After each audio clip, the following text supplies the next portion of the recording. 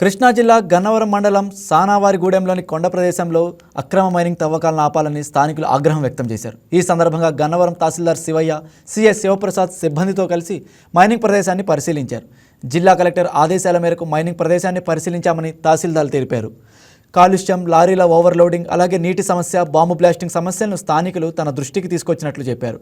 గ్రామస్తుల అభ్యర్థన మేరకు రోడ్లు వెంటనే రిపేర్ చేయిస్తామని, అలాగే బ్లాస్టింగ్ జరగకుండా భద్రతా చర్యలు తీసుకుంటామని తహసీల్దార్ శివయ్య హామీ ఇచ్చారు.